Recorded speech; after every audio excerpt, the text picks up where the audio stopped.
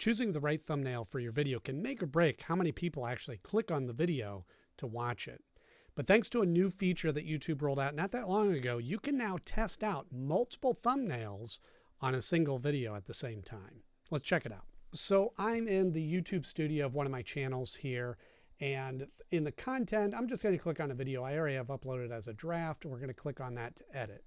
And you can see this box pops up that you're very familiar with. You can add your title and description. And now under thumbnails, if you haven't noticed, there is an option to A/B test thumbnails. So what this does, if you click on this, it'll give you up to 3 thumbnails that you can upload and associate with the video at one time. And in essence, what this does is it allows YouTube to pick from multiple thumbnails when it's showing it to your potential audience. And then it will check to see how many people click on it, how long they watch it, other analytics, and then will rate which one is performing best. So if you do a true A/B test and select 2 thumbnails, it will split it in half and show half one thumbnail, half the other thumbnail, and collect data over a period of a couple of days to a couple of weeks, depending on your audience size. And if you pick 3 thumbnails, it'll split your audience into thirds and show 1/3 one thumbnail, 1/3 the other, and so on. So all you need to do is click on the plus sign and add your thumbnail. So we'll pick this one, and then we'll pick this one. So a couple of best practices that I've found to work well in doing this.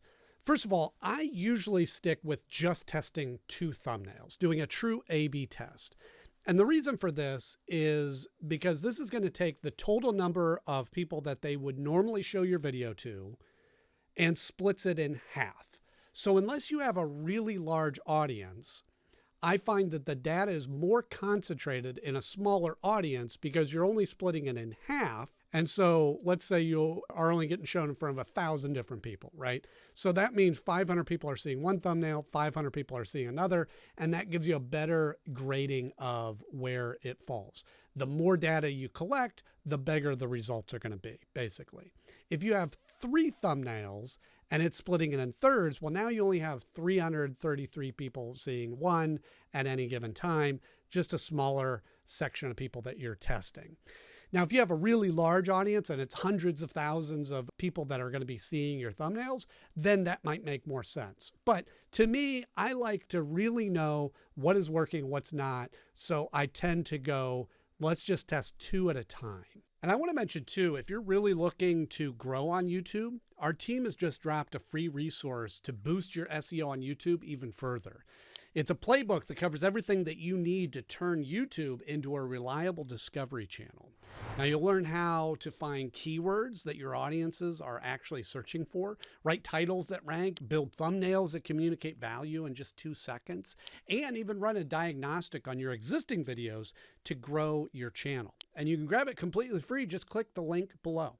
The other thing that I found that really works is whatever thumbnails that you're testing, make sure that they are drastically different. Like you see the 2 examples I have here. One has a versus and has 2 images of me, bold red and yellow colors, and is a very dynamic looking thumbnail. The other one is more of just like a screenshot with some text. Very different styles of thumbnails. And so this will be a better tell of how one is working over the other. Now, I may do a test later on if one of these performs better to go, okay, now does this work if I have different colors or something like that? But that initial test, make sure that your thumbnails are dramatically different. If you're only changing like maybe a color or an expression on your face or the font of the text or something like that, it may not, again, if you have a smaller audience, it may not be enough variables to really see what's going to make a difference. So the other thing I'll show up here is you can also A/B test with the titles. And again, this is totally up to you, but I find I would rather just test the thumbnails and then just test the titles to really narrow in and see what's working. Okay. Then all you need to do is set test. And when that video goes public, you can see that it'll have the 2 options there. So we'll just close out of that there. Now, when the video goes live, it'll be testing that back and forth and YouTube will be collecting the data. It'll take at least a few days to do that. I find on smaller channels, or like this one is a newer channel, it takes longer, maybe a week, maybe 2 weeks before it gets enough data to give you an answer. I'm just going to hop into one of my other channels here, and you go into the analytics, go to reach. Once the test is finished, you can see down here, you can manage the test. And you can see here that after it ran, 55% of the audience clicked on this one versus 45% that clicked on this one. So this is declared the winner. Sometimes you'll see the results come back and they're inconclusive or it didn't have enough impressions. It just means that you need to run the test again or try something more dynamically different in how you're testing the thumbnails to see a true winner.